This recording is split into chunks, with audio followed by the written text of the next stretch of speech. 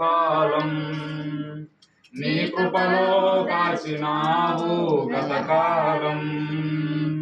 నీ దయలేనిదే నేనేమౌదును, నీ దయలేనిదే నేనేమౌదును తెలియదయ్యా.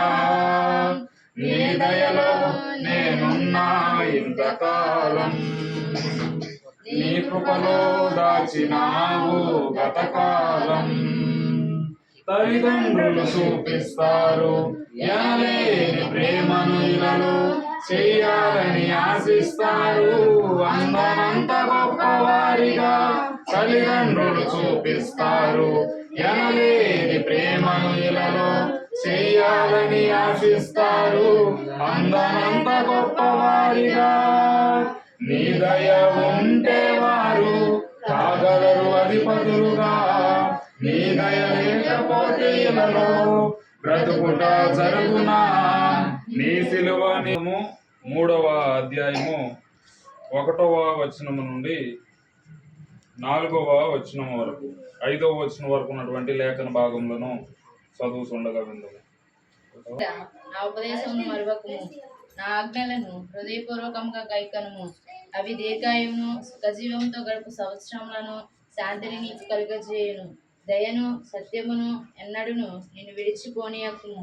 వాటిని కంఠభూషణముగా ధరించుకొనుము. నీ హృదయమును పలక మీద వాటిని రాసుకొనుము. అప్పుడు దేవుని దృష్టి యందును మానవుల దృష్టి యందును నీవు దయనొంది మంచివాడవని అనిపించుకొందువు. నీ స్వబుద్ధిని ఆధారం చేసుకొనక నీ పూర్ణ హృదయముతో యెహోవా యందు నమ్మిక ఉంచుము. దీర్ఘాయువుతో సుఖజీవంతో గడుచు సంవత్సరములతో మనం ఉండాలి అంటే దేవుని యొక్క ఆజ్ఞలను హృదయపూర్వకంగా గైకొనాలి అనేటువంటి మాటలను మనం చదివి ఉన్నాం కనుక ఈరోజు 2012వ సంవత్సరము ఇదే దినమున కుమారుడు జన్మించడానికి దేవుడు కృపను అనుగ్రహించి ఉన్నాడు. ఈ యొక్క సమయంలో గత కాలమంతయు దేవుడు చూపినటువంటి కృపను బట్టి కృతజ్ఞతాస్తుతులు చెల్లిస్తూ ఈ యొక్క సమయంలో మనం కేక్ కటింగ్ జరిగిస్తూ ఉన్నాం కనుక ప్రార్థన చేసుకున్న తర్వాత మనం కేక్ కటింగ్ లోనికి వెళ్తాం.